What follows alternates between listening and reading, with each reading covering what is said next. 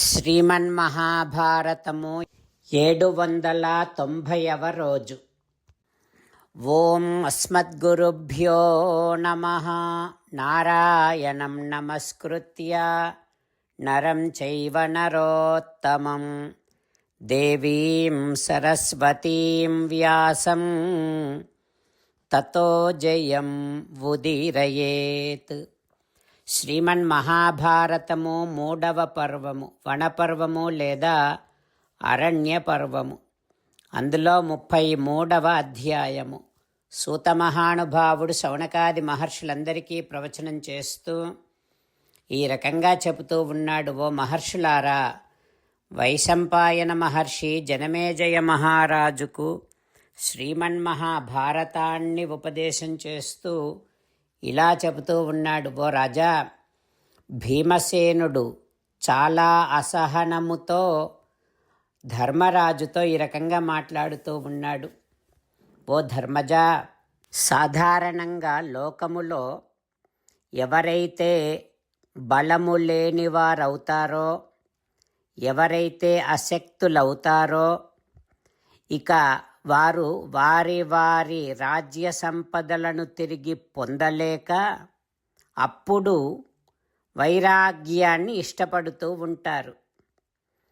కానీ ఓ రాజా, నువ్వు సభవాన్ దృష్టిమాన్ శక్తః పశ్యన్నస్మాసు పౌరుషం ఆనృశంస్య పరో రాజన్ నానర్థమవబుధ్యసే. రాజా, నువ్వు సమర్థుడవు, దూరదృష్టి కలవాడివి. మా యందు పౌరుషాన్ని నువ్వు చూస్తూ ఉన్నావు, మేమెంత పౌరుషంగా ఉన్నామో.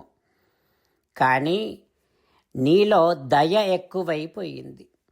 అట్లా దయాపరుడవైపోయి వచ్చేటటువంటి అనర్థాన్ని నువ్వు తెలుసుకోలేకపోతున్నావు. ఓ ధర్మజా, మనము సహనముతో ఉంటున్నాం, మంచి బుద్ధితో ఉంటున్నాం. కానీ దుర్యోధనాదులు మనని గురించి ఏమనుకుంటున్నారంటే అసమర్థులము అని అనుకుంటున్నారు. అట్లా వారు అనుకోవటం మాకు చాలా దుఃఖంగా ఉంది. యుద్ధములో మరణము కూడా అంతటి దుఃఖాన్ని కలిగించదు ధర్మజ. యుద్ధములో వెన్ను చూపకుండా నిష్కపటంగా యుద్ధము చేసేటటువంటి వారికి మరణించటమే అన్ని విధాల మేలు. యుద్ధములో మరణిస్తే ప్రేత్యా లోకాన్ లభేమహి సర్వసోహి వధశ్రేయాన్. యుద్ధములో మరణిస్తే ఉత్తమ లోకాలు లభిస్తాయి. ఓ భరతశ్రేష్ఠ, లేదా మనమే శత్రువులను చంపి సమస్త భూమండలాన్ని కనుక పొందితే అది ఇంకా మనకు గొప్ప శ్రేయస్సే కదా. అందుకని అన్ని విధాలుగా క్షత్రియ ధర్మమే, యుద్ధమే శ్రేయస్సుని మనకు అందిస్తుంది కనుక ఆ యుద్ధాన్నే కాంక్షించు, ఆ యుద్ధాన్నే అనుష్ఠించు. తద్వారా అద్భుతమైనటువంటి కీర్తిని మనం పొందవచ్చు. మనము యుద్ధము చేయటమే అన్ని విధాల ఉచితమైనటువంటిది, ఉత్తమమైనటువంటిది. ఓ ధర్మజ, కర్తవ్యాన్ని గుర్తించి శత్రువులు అపహరించినటువంటి రాజ్య విషయములో స్వలాభము కోసము యుద్ధము చేస్తే లోకము ప్రశంసిస్తుందే కానీ నిందించదు ధర్మజా అంటూ భీమసేనుడు ధర్మరాజుకు తన అభిప్రాయాన్ని తెలియచేస్తూ ఉన్నాడు. ఆ తర్వాత ఏం జరుగుతుందో రేపు తెలుసుకుందాం. జై శ్రీమన్నారాయణ. జై శ్రీమన్నారాయణ. అమ్మా నాన్నలకు సాష్టాంగ నమస్కారం చేద్దాం. మన ఆచార్యవర్యుల శ్రీచరణారవిందములకు సాష్టాంగ నమస్కారం చేద్దాం. శ్రీ వేదవ్యాస మహర్షుల వారి దివ్య పాదారవిందములకు సాష్టాంగ నమస్కారం చేద్దాం. శ్రీ విఘ్నేశ్వర స్వామి వారి శ్రీచరణారవిందములకు సాష్టాంగ నమస్కారం చేద్దాం. శ్రీమన్మహాభారత గ్రంథరాజమునకు శిరస్సు వంచి నమస్కరిద్దాం. శ్రీకృష్ణ భగవానుని శ్రీచరణారవిందములకు సాష్టాంగ నమస్కారం చేద్దాం. మన హృదయ మందిరములోనే అంతర్యామిగా వేంచేసి ఉన్నటువంటి శ్రీమన్నారాయణుడిని సేవిస్తూ మనని మనము స్వామికి సమర్పించుకుంటున్నామనే భావనాపూర్వకముగా సాష్టాంగ నమస్కారము చేస్తూ స్వామి నామ సంకీర్తన చేద్దాం. శ్రీమన్నారాయణ నారాయణ నారాయణ శ్రీమన్నారాయణ నారాయణ నారాయణ.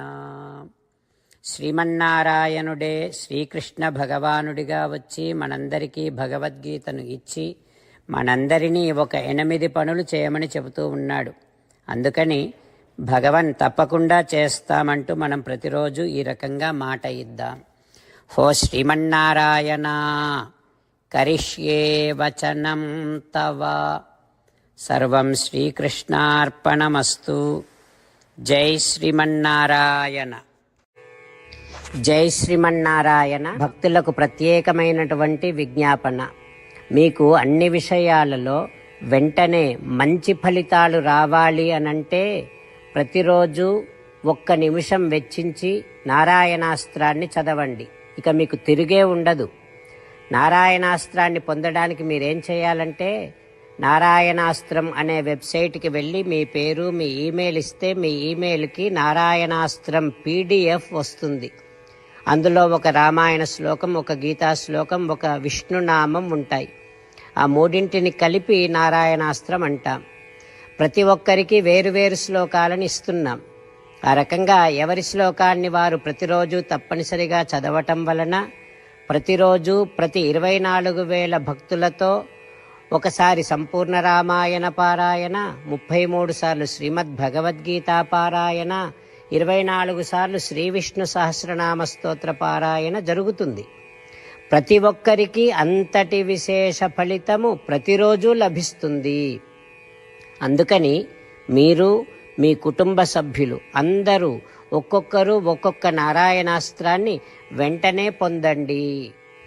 జై శ్రీమన్నారాయణ. శ్రీమద్ భగవద్గీత సారాంశముగా 18వ అధ్యాయములో 65 నుంచి 69 శ్లోకముల ద్వారా శ్రీకృష్ణ భగవానుడు మనందరినీ ఒక 8 పనులు చేయమని చెబుతూ పరమాత్మ ఈ రకంగా అంటూ ఉన్నాడు. ఎవరెవరైతే నేను చెప్పిన ఈ 8 పనులు చేస్తారో వారందరూ నాకు చాలా ఇష్టమైన వారవుతారు. అప్పుడు వారిని నేను సకల పాపముల నుండి సకల దుఃఖముల నుండి విముక్తులను చేసి నా అంతటి వారిగా చేసుకుంటా, తరగని ఆనందాన్ని అనుభవింపచేస్తా. నిజమే చెబుతున్నా, ప్రమాణము చేసి చెబుతున్నా అంటూ సాక్షాత్తుగా దేవదేవుడైన శ్రీమన్నారాయణుడైన శ్రీకృష్ణ భగవానుడే మనను ఈ 8 పనులు చేయమని చెబుతూ ఉన్నాడు కనుక హో శ్రీమన్నారాయణ కరిష్యే వచనం తవ, తప్పకుండా చేస్తా, నువ్వు చెప్పినట్టే చేస్తా అంటూ మనం ప్రతిరోజు దేవదేవుడైన శ్రీమన్నారాయణుడికి ఈ రకంగా మాట ఇద్దాం. హో శ్రీమన్నారాయణ, నువ్వు చెప్పినట్టే నేను నిన్నే సంతతము ధ్యానము చేస్తూ ఉంటా. హో శ్రీమన్నారాయణ, నువ్వు చెప్పినట్టే నేను నీ భక్తుడిగానే ఉంటా.